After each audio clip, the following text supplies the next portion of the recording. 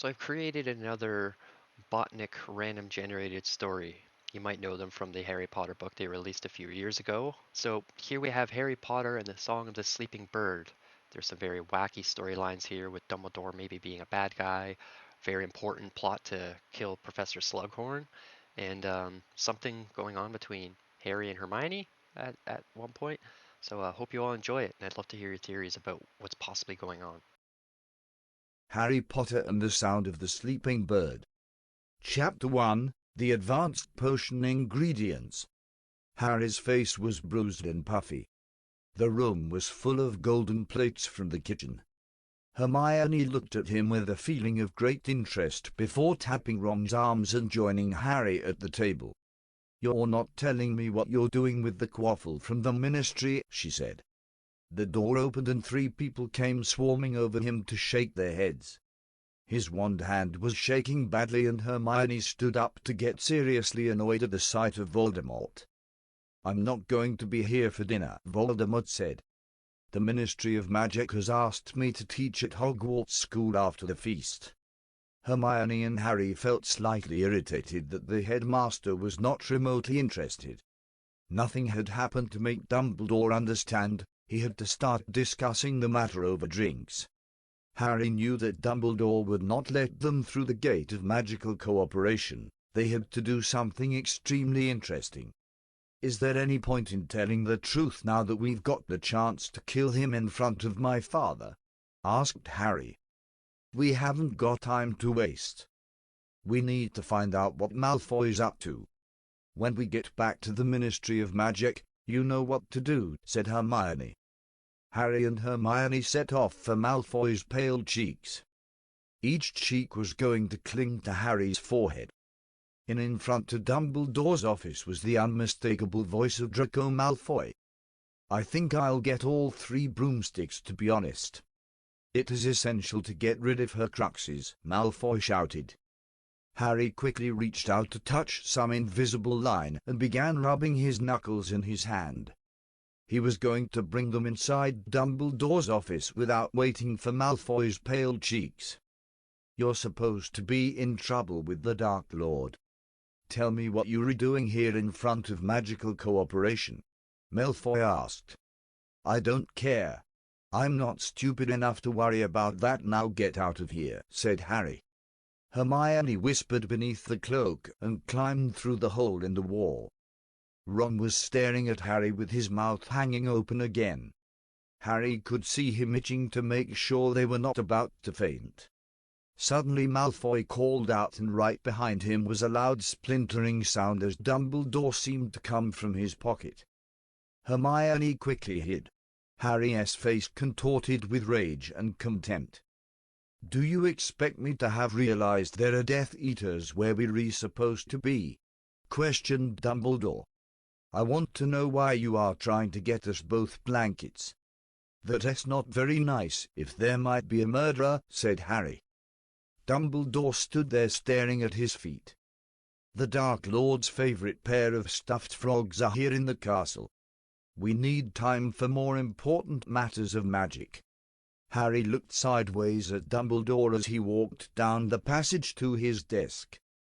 The room was deserted, but he could hear something clanking and moving around nearby. The ground momentarily pulled Harry into a chair. Hermione left the room because Ron was waving his wand very slowly on his face. "What is that supposed to be?" asked Harry. Harry stared at the table where he could see a little pink feather quill suspended over the parchment. That's my business. You know perfectly well that I am up to no good." Dumbledore smiled bitterly and then laughed with all his might. Chapter 2: The Room of Magic Quarters. Once Harry had finished with the long silence, the door opened and Hermione stood before them. There was a pause in which Harry had no idea what he was doing. "Harry, I thought you weren't allowed in our dormitory at 4 in the morning. She was trying to get through the door and then got cold. I think it's best if we get out of here," Hermione said. It was still rather frightening around her. He could not help suspecting that Dumbledore would be very interested in her stone ball. Hermione and Harry walked back to the common room for inspiration. Ron stared incredulously at Hermione as though she had just been forced to study for a suitable owl. "I am sure that you are not aware of the Dark Lord's orders," said Ron. "That's right. I thought we might have a look at his foul homework," Hermione answered. The air was suddenly full of dust and Hermione laughed jeeringly. At their last defense against the dark arts lesson, Hermione left her wand against the cushions. It seemed impossible that she could not remember it. "It would be an ideal opportunity for someone to test on the Quidditch field," she said. "That's not a very good idea. I'll have to think about it," Harry answered. Harry and Hermione exchanged looks full of meaning. His eyes fixed on the back of her hand. The rest of the students were inside their fourth meeting with Snape and Harry knew what was coming. Hermione's face was contorted with concentration as Harry watched with terror. His hands were trembling violently. Through the darkness drew a deep attraction to her face. The room was almost non-existent in this conversation. In a low voice, Hermione whispered, "You have shown bravery beyond anything I could have expected. Let's get down to the feast to kill Slughorn." Harry felt a horrible jolt of panic in his chest. The great hall was filled with laughter at the sight of Harry's robes. Ron angrily reached out at the Quidditch World Cup to make sure it was full of blood and said, "It's all right if you want to go back to the dormitory with her. I'll let you get on with it." The teachers seemed to be rather enjoying all the attention to Harry's enormous grey cake. As Harry approached the table in front of Dumbledore, his wand held loosely at his side, Ron muttered under his breath. Harry thought that Ron could not help himself. Dumbledore raised his knife and fork angrily. "What are you looking for?" he asked. "I think you ought to know that Professor Snape let me see it," Harry answered. "Of course he has. I thought he might have been able to give you this." He had picked up a fistful of leaves and began tearing them apart. Harry had never seen him so agitated. The other teachers roused up from the table and started vomiting. "Harry Potter, all this stuff in front of me. Why does this stuff go straight to the Dementors?" asked Dumbledore. It was hard to keep his wand at his side. A few seconds later Harry realized immediately where he had been dreaming about. As Dumbledore lowered his hands and knees, he turned back to face the rest of the students who had already been fighting the pain of hot metal. The great hall was starting to crack. Hermione and Ron both sighed with relief and then turned into two piles of books. Harry had finally managed to disappear just as Snape had healed Malfoy's wounds. Chapter 3: The Black Cylinder with Rage. On the back of Professor Slughorn was a lump of wood. He felt as though his brain seemed completely deserted. The great black beard upon his chin ran sleekly. Harry saw him in the moonlight at the Ministry. The entrance to the Department of Mysteries brightly illuminated by a fork of lightning. Slughorn looked around distractedly and then fell flat on his face. "Are you all right? Did you see anyone at St. Mungo's Hospital for Magical Maladies and Injuries?" Harry asked. "I want to die for you in the morning," cried Slughorn. "It's all about you and Voldemort," Slughorn replied. Harry's heart sank back onto his pillows as the enormous bearded figure clambered to his feet. The end of his robes were looking thoroughly disgruntled.